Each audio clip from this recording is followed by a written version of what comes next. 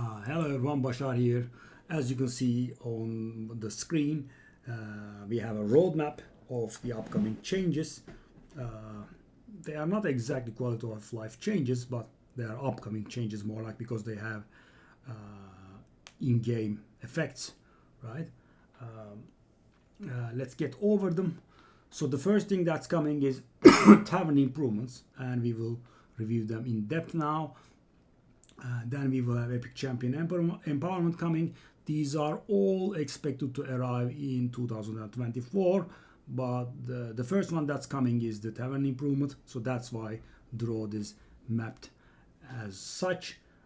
These other stuff will be the content of the future patches. I'm not very sure if the Tavern Improvements will be arriving with 8.50, right? The upcoming patch that's gonna do, fix Togron, fix Aeneas, buff Claydon and Hakon, right? There will be a lot of changes coming, but I'm not sure if that 850 is going to include the Tavern Improvements, but we'll see. Next up, we have Epic Champion Empowerment. That's not a quality of life change. That is a serious in-game change, right? I mean, imagine your seer having plus 10 speed, plus 20 crit damage and whatnot, right? But that means we should definitely start saving up good epics. So if you are late game account, your epic faction guardians will be full, and why save them when you can use them as 4-star chicken or as replacement for epic books for the dupes. You would be using them as such, right? But now that the Epic Champion Empowerment has been announced, we have to start saving up, right? But there is no reason to save, I don't know, Ripper or Scabrius or whatever, right? But you should be saving up on the good ones, save Seer, save Farakin, save Fane, Anax, that kind of stuff, whoever you are using on your account.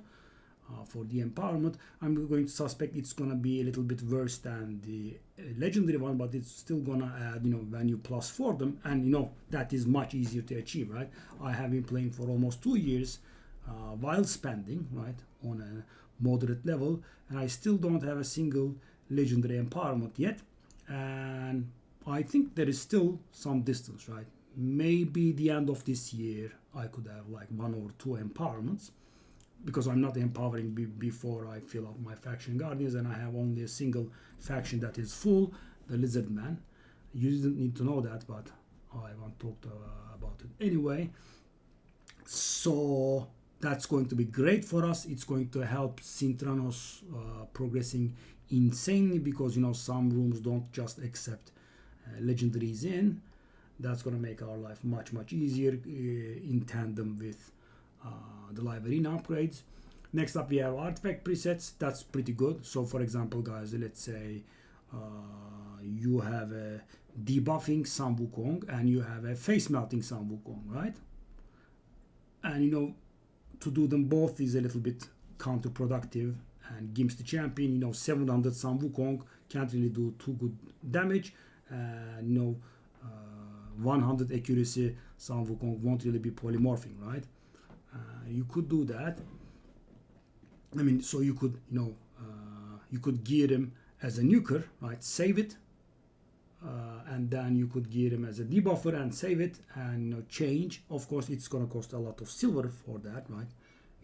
If you go back and forth between the two builds, it's gonna cost millions of silver. But it is nice. So, guys, what you could do here, especially this is going to be extremely powerful during free gear swaps, which we utilize in Synthranos. Imagine you save everyone's gear, right? Your Arbiter's gear, your Sif's gear, your Georgid's gear, your main nukers, your main support's gear, right? And you steal them to progress in Synthranos. You give your best gear to your average guys that can go in said Synthranos rooms, and bang, with a single click you can go back. That's still awesome, right? Yeah, I mean, even if you are not planning on having multiple equipments for any champion that you have, this is still going to save you a ton of time. So this is wonderful. We have been talking about this for a while, accessory filters, because right now we have so many special ones. So my accessory collection is, half regular accessories and half special accessories. So there are a ton of special accessories. There is the Revenge from the clan shop. There is cleansing and refresh from Tag Team Arena Shop. There is blood shield and reaction from Clan vs Clan. There are stone skin and protection from the Hydra Clash. What else? There are many more. There is Merciless and Supersonic from Synthranos now. I'm sure I have skipped a few. I mean, there is quite a few, right? And you want to be able to see what is. I mean, do I have Merciless rings in Shadowkin? That sort of stuff. That is. I mean, after the number has increased by so much so quickly, that was quite required. That's very nice of them to do. Artifact removal booster item. So a friend of mine actually talked about this to me, so I'm beginning to wonder if he has someone as the inside man in Plarium, because it sounded a little bit weird to me and I thought they wouldn't do it, but they would. So what I'm understanding from this, because there is no detail, so we are going to go in detail over the tavern improvements, but about this one there is just no detail. I mean, only tavern improvements can be discussed in detail because that's what we have the information on. And the artifact removal booster item is, I think, going to be something that you are going to purchase or earn, most likely purchase, and it's going to stand there, and you are going to activate it, and you are going to, get a discount. I don't know how much, could be even up to 100%. You get a discount on, switching gear, right? Which is of course wondrous. You prepare everyone, right? You want to finish Synthranos, you activate it for like 2 days, 3 days, whatever it is, and bang, you steal all the best gear and you go back immediately, thanks to the artifact presets. As I said, you gear your Narcissus, Taras, Marichka, those guys, right? You save their gears, you steal to your heart's content, you get done with the content and then click them and bang, they go back, right? Awesome. So this is mostly for Synthranos. These three actually are for Synthranos, and Hydra Clash participation rewards. I am guessing people that participate in the Hydra Clash, even while taking the 4th and the 5th position, are gonna get something out of it. I think that was nice, because the thing is, guys, if you are not playing the game on a competitive level, you would have zero access or almost zero access to stone skin and protection accessories, which is bad, right? But they can make your life much better. So for example, I am planning to put on 6 speed and 3 protection or 9 protection on my Siphi, and of course banner is very hard to get decent. You have to get an undead banner, you have to get a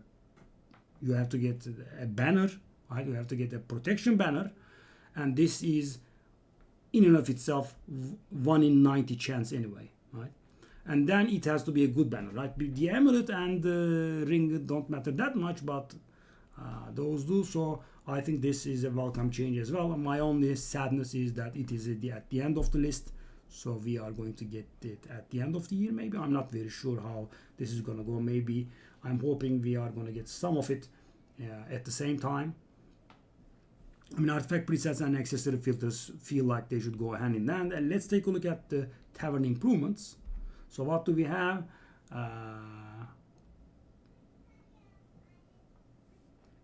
Yeah.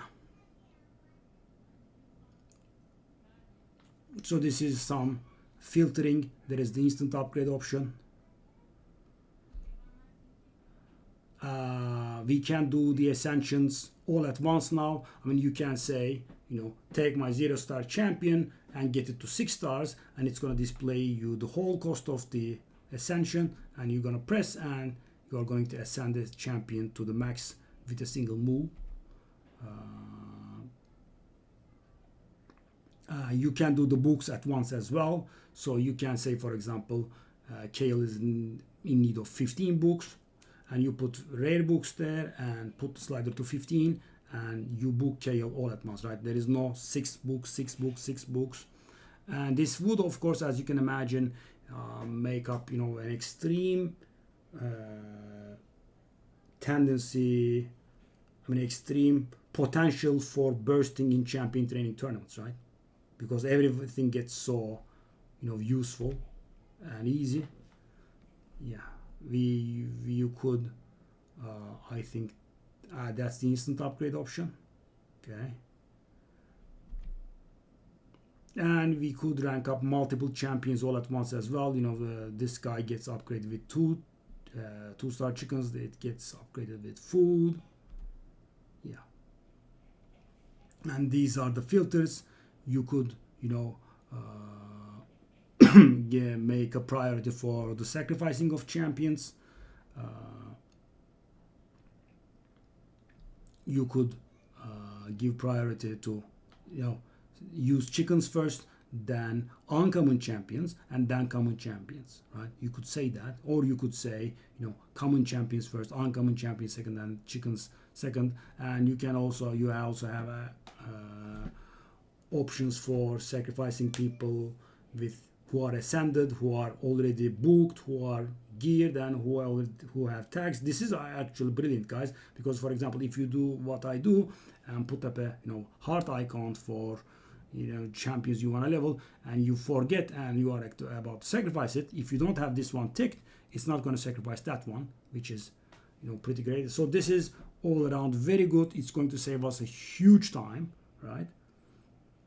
So for example, guys, we recently opened void charts. An example from myself, I have about 100 void champions, 3-star, and I don't want to sacrifice them for leveling, right? Because, you know, void brews are always extra, so I want to rank them up and then sacrifice them so they take more brews than usual. And every time I'm ranking up a level 30 guy, I have to scroll all the way down because the voids show on top, right? Scroll all the way down, brew the magic champion 3 times, rank up, blah blah blah, right? So this is going to be, you know, supremely useful. So these are nice changes. I hope we see them soon, and I will see you on stream. Bye bye.